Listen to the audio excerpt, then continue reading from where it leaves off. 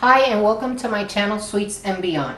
My name is Ida and today we're going to be showing you the beyond part. Today we will be making authentic Puerto Rican sofrito. Sofrito is the base to a lot of Puerto Rican dishes. I use 6 fresh ingredients to make it. My utensils are a cutting board, a knife, and a food processor. I have noticed that a lot of videos here on YouTube use blenders to make their sofrito. I personally do not like it because I don't like my sofrito soupy. I think the blender liquefies it too much, so sofrito should have substance, so that's why I use a food processor. Here are the ingredients that I will be using. I have 3 bunches of cilantro. Cilantro which I triple wash because it comes very dirty, especially, and I cut off the ends because they're very dirty. I use 3 bunches of culantro. Culantro is cilantro's cousin. It's also called spiny cilantro. I use 3 bunches of that. I also use ají dulce, which is called Spanish sweet pepper. So if you cannot find the Spanish sweet pepper, you can also use the sweet peppers that come pre-packaged in a little bag at the produce area at the supermarket. You can use those are fine. I use 2 cups of garlic, which I cut off the little ends and I wash them well so they don't have the shiny papery wrapper that they come in. I like to wash them well. I also use, I don't know if I mentioned it, but I use onion, white onion. I use 2 onion. This batch will have 2 big onions and 4 small onions. I also use Cubanelle peppers. Cubanelle peppers are also called Italian frying peppers. If you can't find Italian frying peppers or Cubanelle peppers, you can use bell peppers. Bell peppers is fine. So I'm going to show you how the ají dulce comes. It is very easy to peel, and you can actually smell them. They're really sweet. So you do the same with the Cubanelle pepper. What you do is you just slice it down the middle. You see how pretty and green they are? They come in different colors too. So you can see this one is green, but right here in this they come in different colors, from red to orange to green. Also, the ají dulce also comes in different colors. So you have the variety, and your sofrito will look nice and pretty, all green and with the specks of orange and red in them. So now we're gonna be getting ready to start the sofrito. Like I said, I use my food processor. So I start layering the ingredients. I always like to start with the garlic, which is a little bit tougher. And I just start grabbing bunches of cilantro and the culantro. I will start layering them. It's gonna get a little bit noisy. And I don't cut my onions until I'm ready to make the sofrito because it burns my eyes. So I use the onion to add moisture because most of these ingredients don't have a lot of moisture. But if you notice, I do not have oil or salt in the ingredients. These fresh vegetables already have natural oils. So I don't like to add any other type because I think it ruins. If you're trying to make different dishes, some dishes won't have olive oil, or some dishes don't need that much salt, and you already salted your sofrito. So that's why I prefer to add the salt when I'm actually cooking it. So it's gonna get a little bit noisy.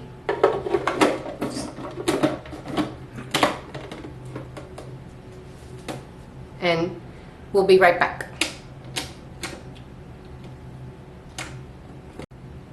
So as you can see now, I have done the first layer, so now I added some more, and we're just gonna chop it up again.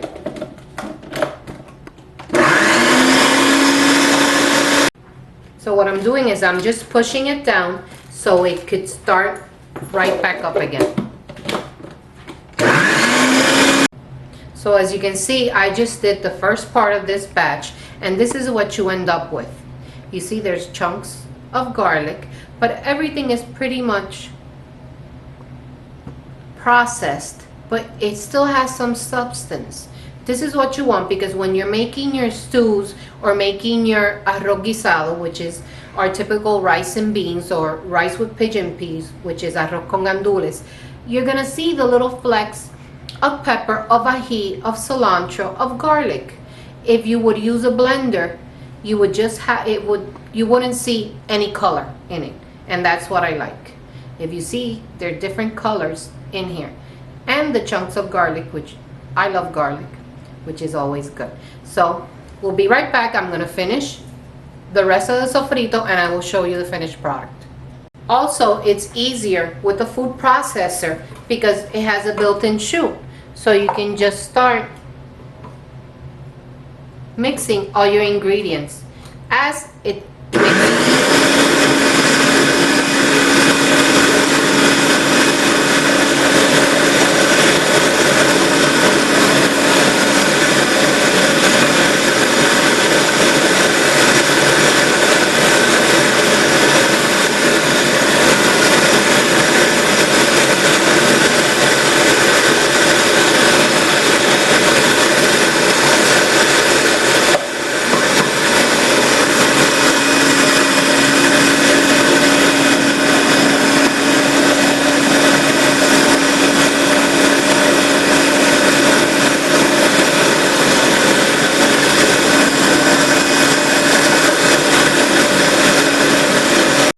So now we finished the first bowl in the food processor. As you can see,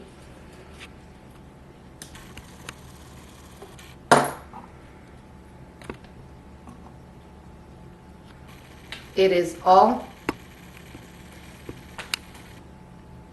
mixed in, and you just dump it out into a big bowl, which I have right here, and you keep on going. This mix makes a lot. This batch is a lot of sofrito, but I will show you as soon as I'm done how to store it and freeze it. So okay, I am done with all the food processing. I have not added any water, any oil, any salt to my sofrito. And if you can see, all the natural water that is in the vegetables, in the cilantro and the onion and everything that I use, made for a very nice sofrito. And you see it has substance to it. So when you're cooking with it, you will see that it has all the bits and pieces that you need.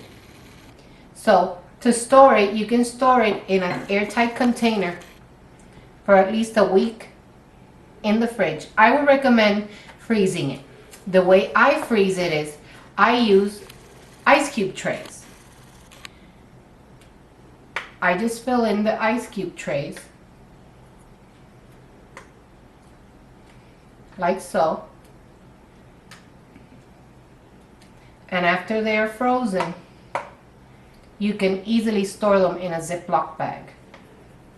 But one tip that I will give you: plastic wrap it 2-3 times. It is very strong, so you would have to plastic wrap it 3 times so nothing in your freezer will get, because you will have ice that will taste like sofrito. So I triple plastic wrap it, freeze it, and then once it's frozen, I will transfer them into Ziploc bags. Personally, when I make a rice, if it's at least 2 cups of rice, I will use 2 cubes of sofrito. If I make beans, I will use 2 cubes of sofrito, which is very I think it's very handy to have it this way. You always have it fresh.